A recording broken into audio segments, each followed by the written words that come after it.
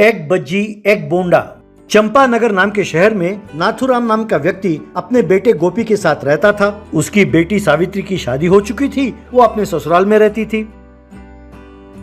गोपी कोई काम धाम नहीं करता था, वो आवारागर्दी करता रहता था। नाथुराम घनश्याम नाम के हार्डवेयर दुकान वाले के पास काम करता था। पास ही के गांव में सावित्री और उसके पति मिलकर बज्जी वगैरह बनाकर बेचते थे। जब कभी गोपी अपने दीदी से मिलने जाता, वहाँ एक बज्जी और एक बोंडा बनाने में अपनी दीदी की मदद करता। गोपी जो एक बज्जी और एक बोंडा बनाता था, वो इतने स्वादिष्ट होते थे कि दूर दराज से लोग आकर उसे खाते थे।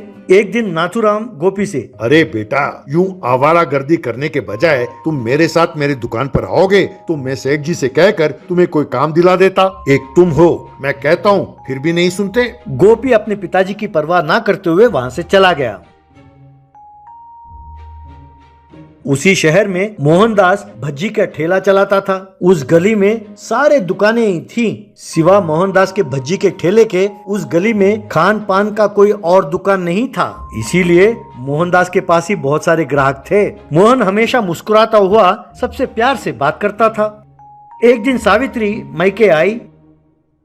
जब सावित्री घर पहुंची तो उसके पिताजी खाना पका रहे थे। सावित्री, ये क्या पिताजी, आप ये चूल्हे के पास क्यों बैठे हैं? गोपी कहाँ है? नाथुराम दुखी होकर, अरे बेटा, वो कहाँ होता है उसे ही नहीं पता। वो अब मेरे बस में नहीं है बेटा, मुझे तो हमेशा उसी की चिंता लगी रहती है। तब सावित्री, आप चिंता ना करो पिताजी, मैं उसे ठीक करूंगी, आप थोड़ा आराम कर लो पिताजी। ऐसा कहा। फिर सावित्री ने अपने पिताजी को वहाँ से हटाया और उसने खुद खाना बनाया।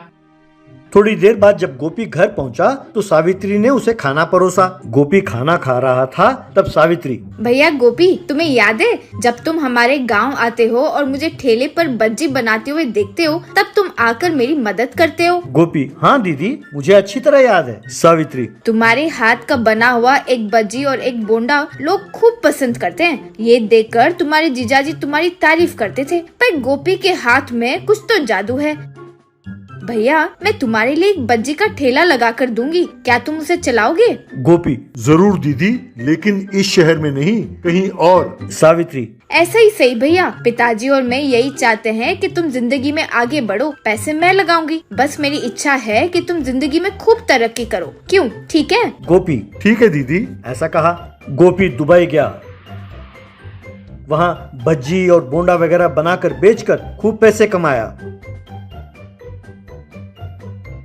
एक साल बाद वो चंपानगर वापस लौटा। कुछ ही दिनों में शहर के बीचों बीच एक बहुत बड़े बाजार में एक बहुत बढ़िया सा रेस्टोरेंट खोला, दादा दादी की रसोई। और वहाँ पर उसने एक बोर्ड लगाया, अवर स्पेशलिटी देसी भज्जी और देसी एग बोंडा। गोपी ने बहुत श्रद्धा पूर्वक एक भज्जी और एक बोंडा बनाकर बेचने लगा। धीरे धीरे लोग आने लगे। लोगों को धीरे धीरे गोपी के एक बोंडा और एक भज्जी की आदत पड़ने लगी। गोपी का बोंडा शॉप बहुत मशहूर हो गया। लोग बार बार आकर उसका एक बोंडा खाकर उसकी प्रशंसा करने लगे। उसके बनाए हुए एक बोंडा बहुत जल्दी बिकने लगे। धीरे धीरे गोपी की ख्याति बढ़ने लगी। एक दिन मोहन के दुकान के पास एक गाड़ी आकर रुकी। उस गाड़ी में से सूट बूट पहना हुआ एक व्यक्ति नीचे उतरा। उसका ड्राइवर उसके पीछे आया और एक कुर्सी लाकर उसके बैठने का इंतजाम किया। उस व्यक्ति ने कहा, पानी देना भैया। तो मोहन के नौकर ने जाकर उसे पानी दिया। वो व्यक्ति, क्या ये पानी है? Driver, give me water. ऐसा कहा। तब ड्राइवर ने उसके हाथ में एक पानी का बोतल रखा। उस व्यक्ति ने उस पानी से अपना हाथ धोया।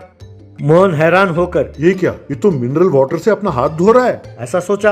वो व्यक्ति मोहन से, भाई, उस गोपी के बारे में तुम्हारा क्या ख्याल है? ऐसा पूछा। मोहन, अरे वो तो एक नंबर का आवारा है, बस घूमता रहता है, पैसे कमाने की उसे जरा भी चिंता नहीं है। ऐसा कहा। तब वो व्यक्ति, आई सी।